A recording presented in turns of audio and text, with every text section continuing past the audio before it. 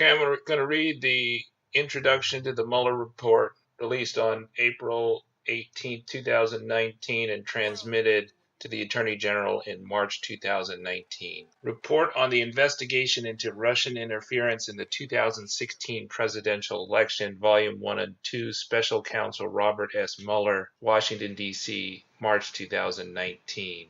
Introduction to Volume 1. This report is submitted to the Attorney General pursuant to 28 CFR 600, which states that at the conclusion of the special counsel's work, he shall provide the Attorney General a confidential report explaining the prosecution or declination decisions the special counsel reached. The Russian government interfered in the 2018 presidential election in a sweeping and systematic fashion.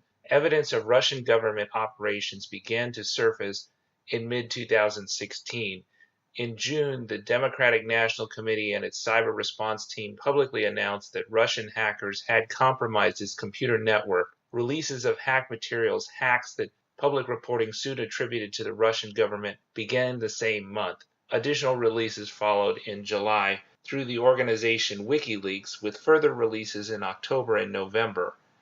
In late July 2016, soon after WikiLeaks' first release of stolen documents, a foreign government contacted the FBI about a May 2016 encounter with the Trump campaign foreign policy advisor George Papadopoulos. Papadopoulos had suggested to a representative of the foreign government that the Trump campaign had received indications from the Russian government that it could assist the campaign through the anonymous release of information damaging to Democratic presidential candidate Hilary Clinton. That information prompted the FBI on July 31, 2016 to open an investigation into whether individuals associated with the Trump campaign were coordinating with the Russian government in its interference activities.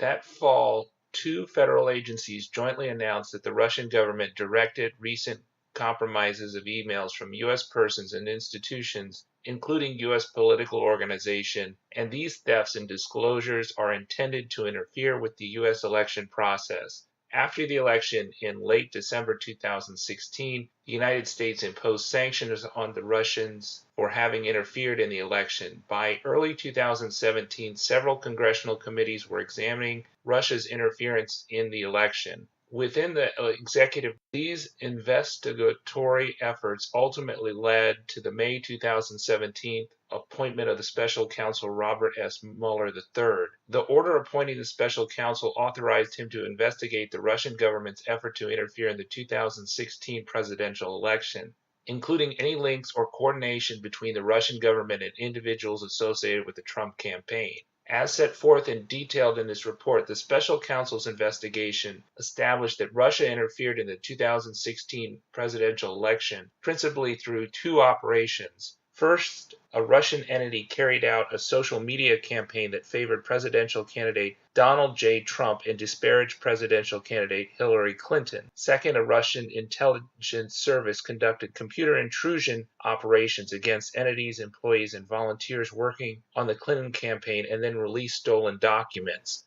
The investigation also identified numerous links between the Russian government and the Trump campaign. Although the investigations established that the Russian government perceived it would benefit from a Trump presidency and worked to secure that outcome, and that the campaign expected it would benefit electorally from information stolen and released through the Russian efforts, the investigation did not establish that members of the Trump campaign conspired or coordinated with the Russian government in its election interference activities. Below we describe the evidentiary considerations underpinning statements about the results of the investigation and the special counsel's charging decisions, and we provide an overview of the 2 volumes of our report. The report describes actions and events that the special counsel's office found to be supported by the evidence collected in our investigation. In some instances, the report points out the absence of evidence or conflicts in the evidence about particular fact or event. In other instances, when substantial credible evidence enabled the office to reach a conclusion with confidence,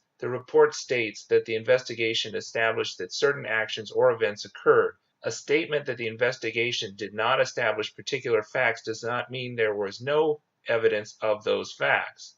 In evaluating whether evidence about collective action of multiple individuals constituted a crime, we applied the framework of conspiracy law, not the concept of collusion. In doing so, the office recognized that the word collude was used in communications with the acting Attorney General, confirming certain aspects of the investigation scope, and that the term has frequently been invoked in public reporting about the investigation. But collusion is not a specific offense or theory of liability found in the U.S. Code, nor is it a term of art in federal criminal law. For those reasons, the office's focus in analyzing questions of joint criminal liability was conspiracy as defined in federal law. In connection with that analysis, we addressed the factual question whether members of the Trump campaign coordinated, a term that appears in the appointment order with Russian election interference activities. Like collusion, coordination does not have a settled definition in federal criminal law. We understood coordination to require an agreement, tacit or express, between the Trump campaign and the Russian government on election interference. That requires more than the two parties taking actions that were informed by or in response to the other's actions or interests. We applied the term coordinated in the sense when stating in the report that the investigation did not establish that the Trump campaign coordinated with the Russian government in its election interference activities. The report on our investigation consists of 2 volumes. Volume 1 describes the factual results of the special counsel's investigation of Russia's interference in the 2016 presidential election and its interactions with the Trump campaign. Section 1 describes the scope of the investigation. Sections 2 and 3 describe the principal ways Russia interfered in the 2016 presidential election. Section 4 describes the links between the Russian government and individuals associated with the Trump campaign. Section 5 sets forth the special counsel's charging decisions. Volume 2 addresses the presidential's actions toward the FBI investigation into the Russian interference in the 2016 presidential election and related matters, and his actions towards the special counsel's investigation. Volume 2 separately states its framework